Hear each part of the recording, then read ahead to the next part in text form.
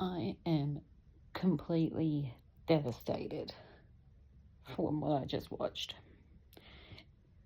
If you have watched the latest 60 Minutes in Australia about the investigation with Healthscope,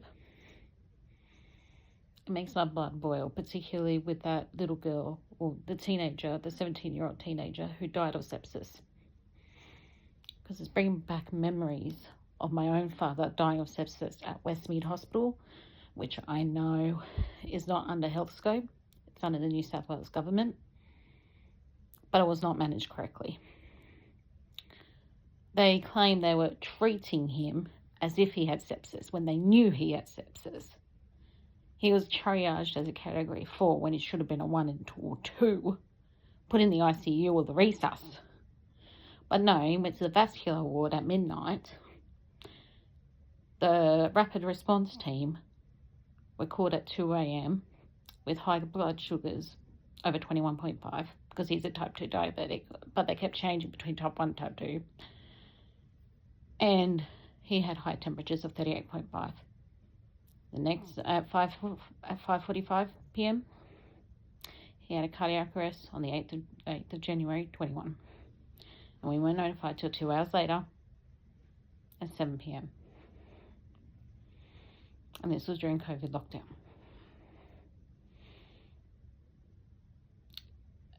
It's just, it makes me so angry. Because they knew he had osteomyelitis, they knew he had diabetes, they knew he had sepsis in the past, which we weren't informed about, by the way.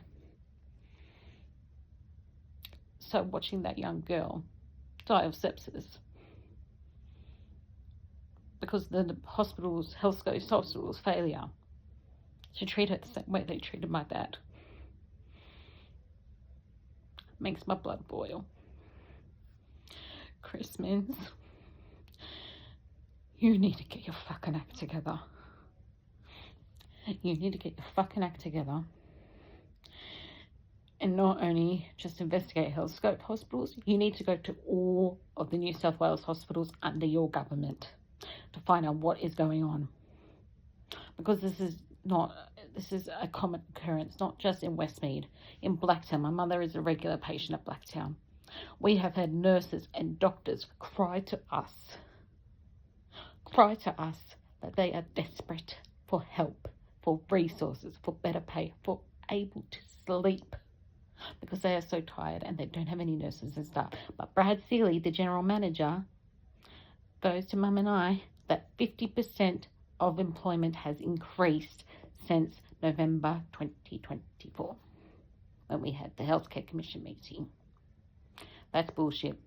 When Mum was admitted on the 5th of March this year for arterial fibrillation, there was no senior medical officer from the 15th of March through that whole weekend on that heat wave.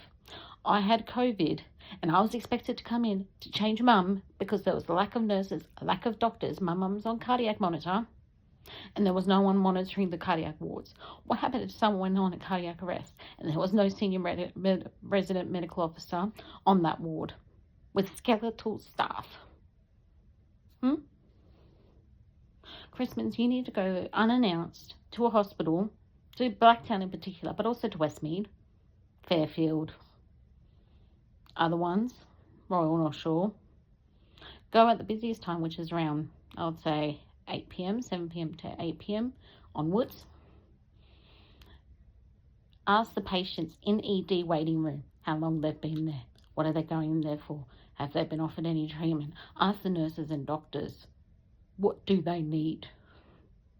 Not speak to this clinical nurse consultant, Caroline, who is a lying sneezy snake.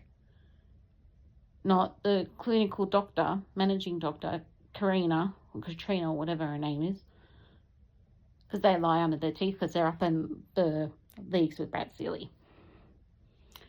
Brad Seeley has been altering numbers, and it is evident because I have witnessed the deterioration in the level of care from Blacktown Hospital, and it's got to stop.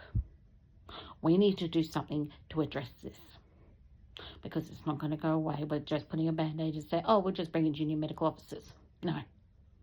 You need to keep the senior medical officers, give them a higher salary, presidents, because they need it, they deserve it. They're not getting enough sleep, which is dangerous, and that's when medical negligence happens. You're lucky that a lot of people aren't coming to sue the New South Wales government too, because of all the wrongdoings that the hospitals under your care have caused them. Get your fucking act together.